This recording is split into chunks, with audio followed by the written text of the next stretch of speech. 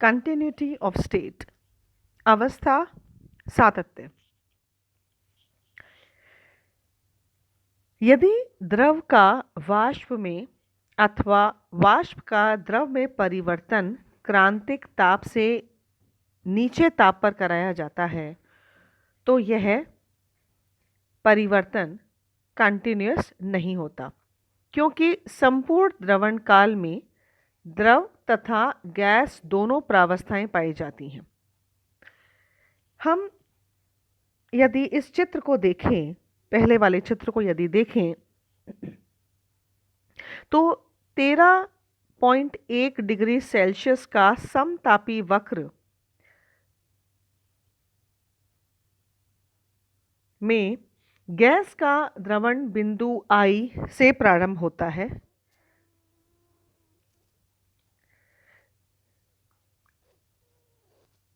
यहाँ I से प्रारंभ होता है तथा बिंदु J पर समाप्त हो जाता है।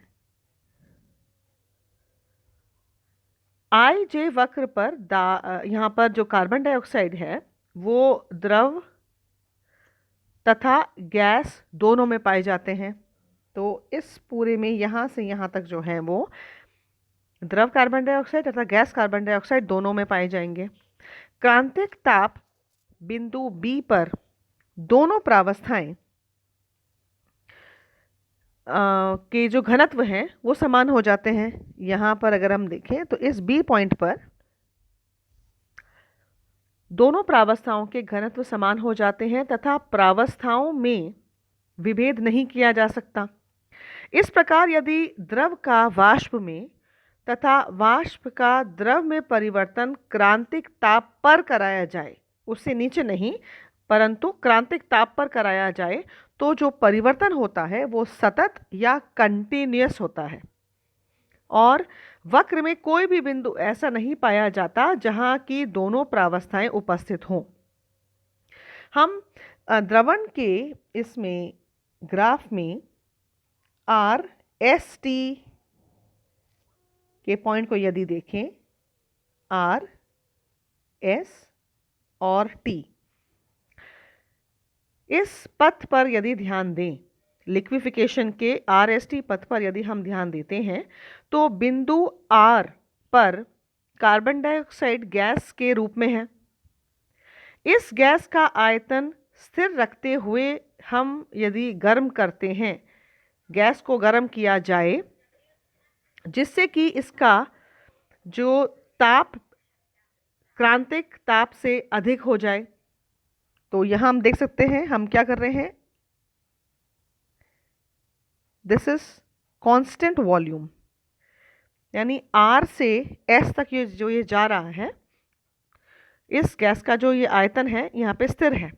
तो इस गैस का आयतन स्थिर रखते हुए गर्म किया जाए जिससे कि इसका ताप क्रांतिक ताप से अधिक हो जाए और दाब बिंदु S तक पहुंच जाए, जो कि इस पॉइंट तक यहाँ पर आ जाए।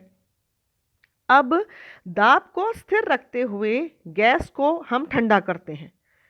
तो इस प्रकार से ठंडा करने पर इसके आयतन में कमी आएगी, तो हम यहाँ नोट कर सकते हैं। और ये जो वक्र है यहाँ पर शो हो रहा है S से T पर जाएगा तो आयतन में कमी होगी तथा आयतन बिंदु T तक पहुंच जाता है।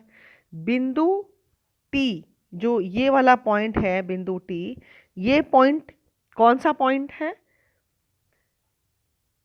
ये T बिंदु जो है 13.1 डिग्री सेल्सियस के समतापी वक्र पर है, जो कि हम यहाँ देख सकते हैं। ये 13.1 वाला डिग्री सेल्सियस वाला जो समतापी वक्र है, ये पॉइंट T पॉइंट उस पर प्रेजेंट है। अतः T बिंदु पर कार्बन डाइऑक्साइड द्रव के रूप में होगी। यह स्पष्ट है कि CO2 का द्रवण ST वक्र के सहारे ही हुआ है, यानी from here to this side. परंतु ST वक्र पर एक भी बिंदु ऐसा नहीं पाया जाता है जहां की CO2 द्रव एवं गैस दोनों प्रावस्थाओं में हो। अतः CO2 गैस का CO2 द्रव में परिवर्तन एक सतत परिवर्तन है। इसी प्रकार विपरीत पथ में अगर हम देखें तो CO2 द्रव का CO2 गैस में भी सतत परिवर्तन होता है। तो पदार्थों की अवस्था में इस प्रकार के सतत परिवर्तन जिनमें दो प्रावस्थाओं में विभेद करना संभव ना हो, अवस्था सातत्य या कंटिन्यूटी ऑफ स्टेट कहलाता है। अगर हम इस सेकंड ग्राफ के अनुसार इसको देखें तो आप इसको यहाँ पर ये शो यहाँ देख सकते हैं, ये वही ग्राफ है, लेकिन हमने इसमें क्लियर शो करने की कोशिश की है कि कहाँ पर गैस उपस्थित है, कहाँ द्रव है, कहाँ द्रव व गैस दोनों उपस्थित हैं। तो let us see the second graph.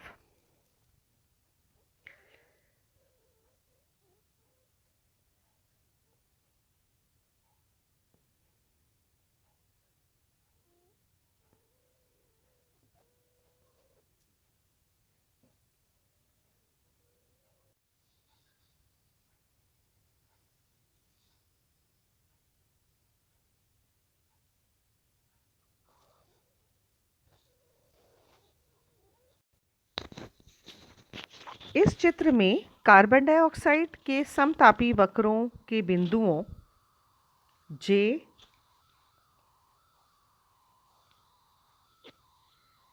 F,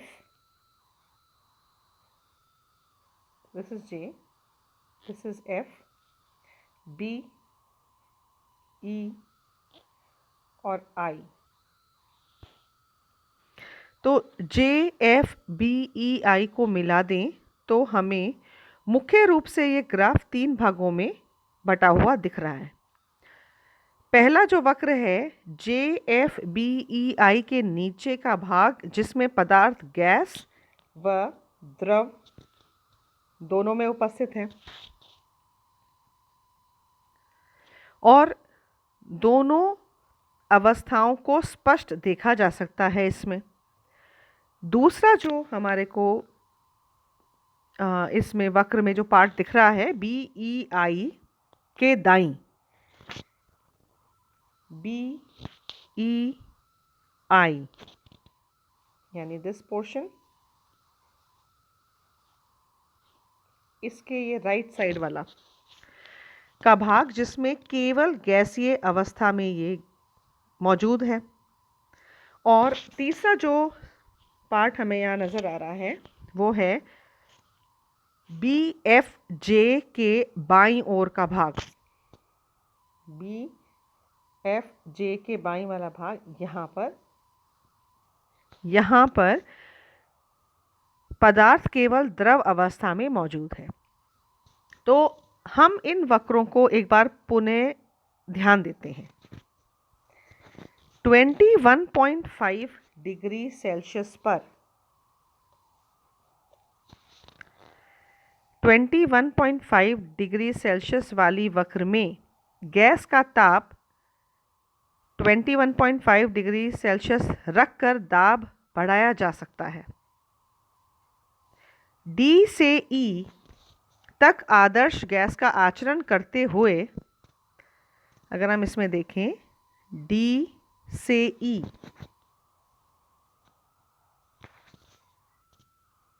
तक आदर्श गैस का आचरण करते हुए गैस का दाब बढ़ता जाएगा और आयतन कम होता जाएगा। बिंदु E पर आते ही द्रवण प्रारंभ हो जाएगा, यानी लिक्विफिकेशन यहाँ पर E पॉइंट पर स्टार्ट हो जाएगा।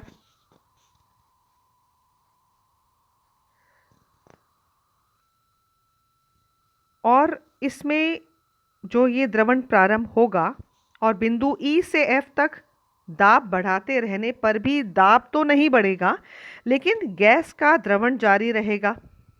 दैट वी कैन सी, क्योंकि यहाँ पे स्ट्रेट लाइन हमें मिल रही है। This is a complete straight line.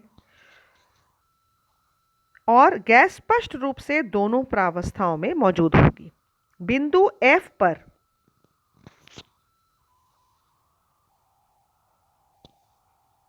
इस बिंदु F पर गैस का पूर्ण रूप से द्रवण हो जाएगा और अब दाब बढ़ाने से आयतन तो अप्रभावी रहेगा, जबकि लंब रूप में दाब बढ़ता जाएगा, जो कि हम यहाँ देख सकते हैं। It will move.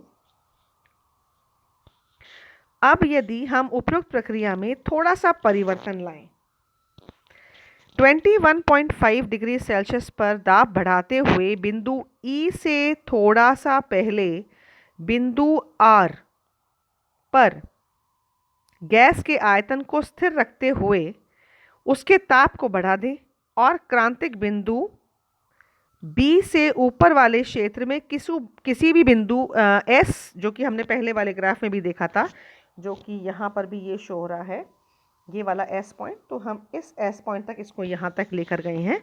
किसी बिंदु एस तक इसका ताप बढ़ाएं और फिर बिंदु एस से दाब को स्थिर रखते हुए उसके ताप को कम करें और वह बिंदु क्यू पर आ जाएगा, जो कि यहाँ पर ये शो हो रहा है, ये बिंदु क्यू, जहाँ गैस पूर्ण रूप से द्रव अवस्था में होगी।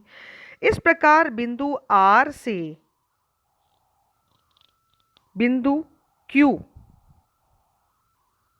तक पहुंचने में गैस का पूर्णतया द्रवीकरण हो जाएगा।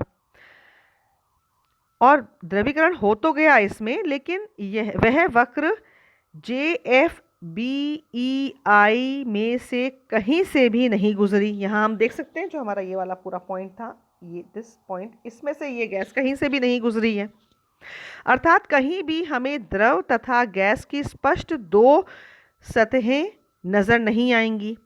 दूसरे शब्दों में हमें ज्ञात नहीं हो पाएगा कि कब और कहाँ गैस प्रावस्था यानी गैसियस फेज समाप्त हुई और द्रव प्रावस्था प्रारंभ हुई यानी लिक्विड स्टेट स्टार्ट हुई है।